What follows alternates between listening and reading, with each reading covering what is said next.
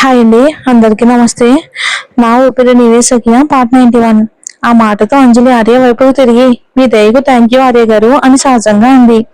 కానీ నిఖిల్ తన సీట్లో నుంచి కంగారుగా లేచి, అంజలి, నేను నిన్ను ఇంటి దగ్గర దింపుతాను అని ముందుకొచ్చాడు. ఆ మాటకు అంజలి వెంటనే అటు తిరిగి, నిఖిల్, నువ్వు ఉండి మీ అమ్మమ్మ గారితో భోజనం పూర్తి చేయి.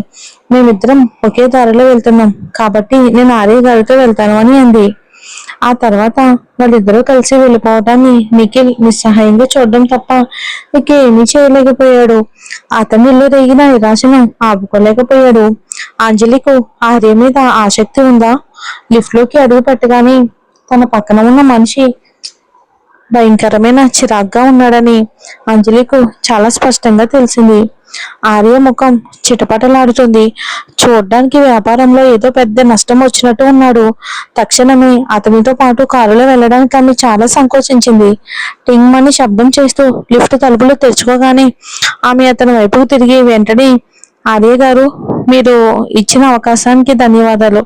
నేను నా టాక్సీ పిలుచుకుని వెళ్తాను అని అంది. ఎందుకు? ఆర్య ఆమె వైపుకు ఒక చూపు చూశాడు. ఎందుక? మీరంత కోపంగా ఉన్నారని స్పష్టంగా తెలుస్తుంది. అలాంటప్పుడు నేను సమస్యను కొని తెచ్చుకోవటం ఎందుకు? అదేం పెద్ద విషయం కాదు. నేను టాక్సీలో వెళ్ళాలని అనుకుంటున్నాను. ఎందుకు? తల పైకెత్తి జవాబిచ్చి వేగంగా వీధి వైపుకు నడిచింది. అకస్మాత్తుగా ఒక పెద్ద చెయ్యి ముందుకు వచ్చి ఆమె మణికట్టును అధికారంగా పట్టుకుని ఒక కారు వైపుకు లాక్కెళ్ళింది. ఆర్య ముందు పక్క సీటు తలుపు తీసి తన కారులోకి ఎక్కమని సైగ చేశాడు. అంజలి కనుబొమ్మలు ముడివేసింది. ఈ మనిషి చాలా అధికారంగా ప్రవర్తిస్తున్నాడు. నేను నేను అతనితో రాకుండా నా అంతటి నేను వెళ్ళలేనా? చివరికి అంజలి కారు ఎక్కక తప్పలేదు. ఆర్య కూడా డ్రైవర్ సీట్ లో కూర్చున్నాడు. ఆ తర్వాత ఓ బ్లాక్ కారు నెమ్మదిగా రద్దీలో కలిసిపోయింది. ఆర్యకి అకస్మాత్తుగా ఎందుకు కోపం వచ్చిందో అంజలికి అంతుపట్టలేదు. కారణం కోసం తన బుర్ర బద్దలు కొట్టుకున్నా తనకేమీ అర్థం కాలేదు. అతను అర్థం కాని వ్యక్తి. చాలాసార్లు అతని భావోద్వేగాలు ఊహించలేనట్టుగా ఉన్నాయి. అకస్మాత్తుగా ఆర్య తగ్గు గొంతుతో ప్రశ్నించే గొంతు వినిపించింది. నువ్వు జీవితాంతం ఒంటరిగా ఉండిపోవాలని అనుకుంటున్నానని ఇందాక చెప్పావు. నువ్వు నిజంగానే మాట అన్నావా? ఆ మాటకు అంజలి ఆశ్చర్యపోయింది. ఆమె తల తిప్పి పక్క నుండి చూస్తే అందంగా కనిపించి అతని ముఖం మరో వైపుకు చూసింది. అలాగే అతను కూడా తల తిప్పి ఆమె వైపుకు ఒక చూపు చూశాడు. అవును, నేను నిజంగానే అన్నాను. నాకు ఎలాగో పెళ్లి చేసుకునే ఉద్దేశం లేదు. అంజలికు అబద్ధాలు చెప్పడం అలవాటు లేదు. ప్రస్తుతం తన కొడుకుతో ఉన్న జీవితాంతంతో ఆమె చాలా సంతోషంగా సంతృప్తిగా ఉంది.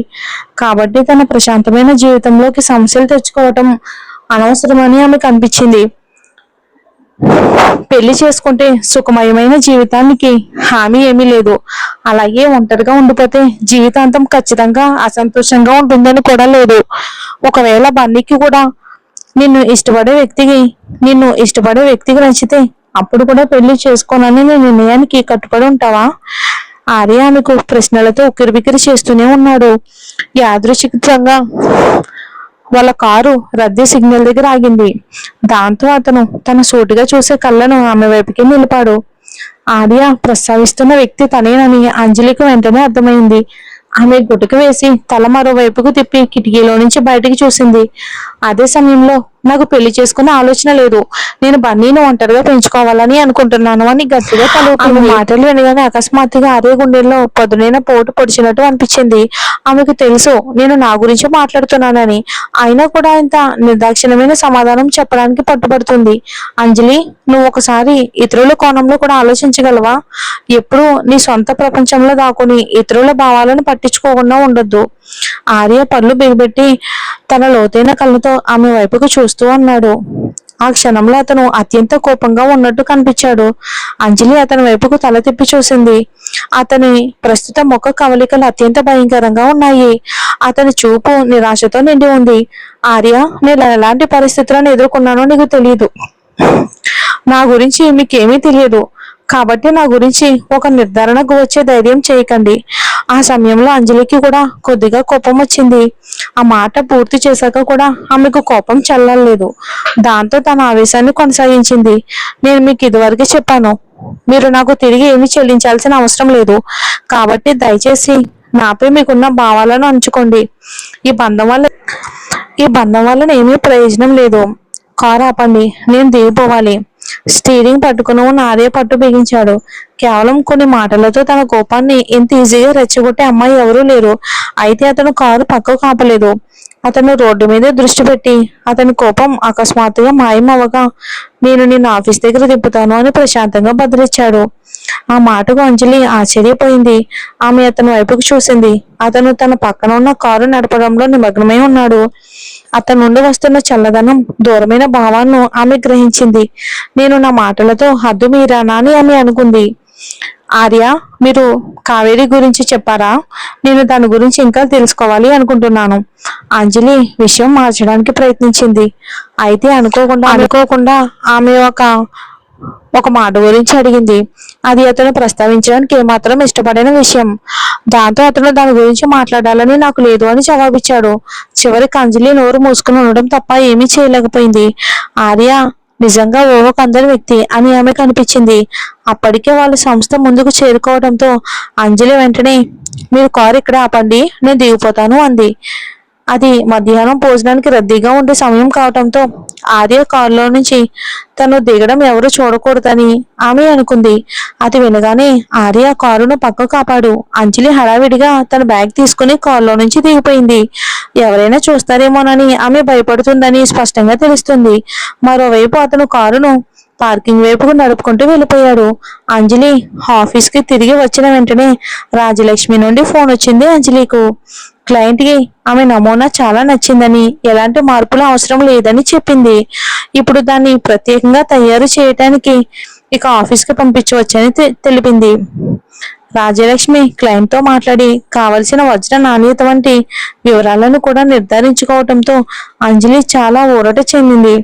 అదే సమయంలో రాధిక తన చరవాణిని చేతితో పట్టుకుని ఉత్సాహంగా మొహం పెట్టి లోపలికి వచ్చింది. అంజలి, ఇది చూడు, నిన్న ఆర్య గారు తేనె పనసపళ్ళు విందిచ్చిన వార్త విపరీతంగా ప్రచారమైంది. అంతేకాదు, ఇది మొదటి 3 ప్రాచుర్యం పొందిన విషయాలలో ఒకటి. సుకుమార్ గ్రూప్ అధ్యక్షుడు తమ సిబ్బందికి తేనె పనసపళ్ళు విందు ఇచ్చారు. వాళ్ళు ఎంత అదృష్టవంతులు! అది చూసి అంజలికి మాటలు రాలేదు. అసలు అసలు అది అంత ముఖ్యమైన వార్త కూడా కాదు, కానీ ప్రచార మాధ్యమాలు దాన్ని ప్రచురించడానికి తగినంత ముఖ్యమైనదిగా భావించింది. నిజానికి ప్రచురించబడిన వార్త ఆర్యకి నష్టం కలిగించేది. ఎందుకంటే అది అతని గౌరవనీయమైన హోదాపై చెడు ప్రభావం చూపుతుంది. సాయంత్రం పని ముగిసే ముందు బన్నీని స్కూల్ నుండి తీసుకురావాల్సిన సమయం అయిందని అంజలికి గుర్తొచ్చింది. అకస్మాత్తుగా ఆమె ఫోన్ మోగింది. వెంటనే ఆమె ఫోన్ ఎత్తింది. హలో, ఎవరు మాట్లాడుతున్నారు? పార్కింగ్ రా, ఒక మగాడి గొంతు కరాఖండిగా వినిపించింది. ఆ క్షణంలో అంజలి కొన్ని క్షణాలు తటపాటాయించి, ఆర్య గారు, దీనికోసం మీరు శ్రమ పడాల్సిన అవసరం లేదు. పన్నీని నేనే వెళ్ళి తీసుకురాగలను. నా వేలు కూడా గాయమైంది. ప్రస్తుతానికి నేను మీకు వంట చేయలేను కాబట్టి 1 వారం పాటు విరామం తీసుకోవాలి అనుకుంటున్నాను అని చెప్పింది. దీని అర్థం రాబోయే వారం రోజులు అంజలి ఆ మనిషిని చూడటానికి ఇష్టపడడం లేదని. నన్ను తప్పించుకుంటున్నావా? ఆర్య గొంతు మరింత లోతుగా చల్లగా మారింది. అంజలి ఆత్మ వంచన చేసుకునే రకం కాదు కాబట్టి ఆమె, అవును, ఇకపై అవసరమైతే తప్ప మనం కలుసుకోకూడదు. అదే మన ఇద్దరికి మంచిది. వెళ్ళొస్తాను అని జవాబిచ్చింది. అలా చెప్పిన తర్వాత అంజలి ఫోన్ పెట్టేసింది. వెంటనే బన్నీని తీసుకురావడానికి స్కూల్కి బయలుదేరింది. తను ఒక టాక్సీ పిలిచి అతను స్కూల్కి వెళ్ళింది. ఆమె పాఠశాల ఆవరణలో అడుగు పెట్టగానే అతని ఉపాధ్యాయురాలు ఆశ్చర్యంగా, ఓ, మీరు బన్నీ తల్లి కదా, మీరేంటి ఇక్కడ? బన్నీ తండ్రి వచ్చి ముందే తీసుకువెళ్లారు అని అరిచింది. ఏంటి? అంజలి ఒక్కసారిగా తన మాట విని ఆశ్చర్యపోయింది. నా కొడుకును తీసుకువెళ్ళడానికి ఆర్య నాకంటే ముందే వచ్చాడా? అసలు ఇతను ఏం చేస్తున్నాడు? తను అలా ఎలా చేయగలడు? ఛే! ఆ సమయంలో అంజలి తన ఫోన్ తీసి ఆర్య నంబర్కి కోపంగా డయల్ చేయడం తప్ప ఏమీ చేయలేకపోయింది.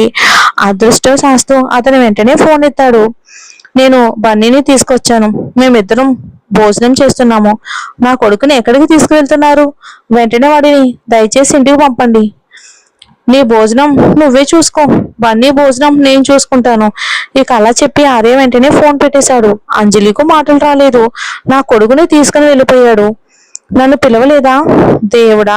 అకస్మాత్తుగా ఆమెకు వాళ్ళ నాన్న నుండి ఫోన్ వచ్చింది. హలో నాన్న.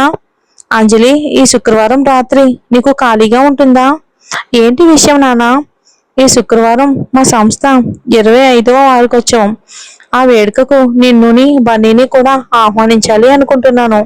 తప్పకుండా నాన్న, తప్పకుండా. నేను బన్నీని తీసుకుని వస్తాను. అంజలి ఖచ్చితంగా వెళ్ళాలి అనుకుంది. కాబట్టి ఆమె ఆ అభ్యర్థనకు అంగీకరించింది. చాలా మంచిది. శుక్రవారం రాత్రి అందంగా తయారైరా. నేను నిన్ను సంస్థ యజమాని సిబ్బందిలో కొందరికి ఖచ్చితంగా పరిచయం చేస్తాను. సరే నాన్న అని ఆమె జవాబిచ్చింది. నాన్నతో ఫోన్ మాట్లాడ్డాక అంజలి పరిస్థితి గురించి ఆలోచించింది. నిజానికి అలాంటి కార్యక్రమాలకు బన్నీని తీసుకురావటానికి ఆమె చాలా ఆలోచించింది. ఎందుకంటే అక్కడకు సుభద్ర మరియు అనుష ఖచ్చితంగా వస్తారు. వాళ్ళను బన్నీ కలవటం ఆమెకి ఇష్టం లేదు. చివరికి అంజలి ఒంటరిగా ఒక చిన్న రెస్టారెంట్లో శాండ్విచ్లతో భోజనం చేసింది. ఆమె తింటున్న ప్రతి ముద్దను ఆర్య మాంసాన్ని ఏదో తింటున్నట్టుగా నటించుకుంది. నా కొడుకుని తీసుకుని వెళ్ళటానికి అతనికి ఎంత ధైర్యం, ఎంత చిరాకు. చివరకు అంజలి రాత్రి 7:30 గంటలకు ఇంటికి తిరిగి వచ్చి బన్నీ రాక కోసం గడియారం వైపుకు చూస్తూ ఎదురు చూసింది. ఈలోగా ఆమె ఆలోచనలన్నీ ఆర్యతోనే నిండిపోయాయి. అతను తనకు చేసినవన్నీ గుర్తుకు చేసుకుంది.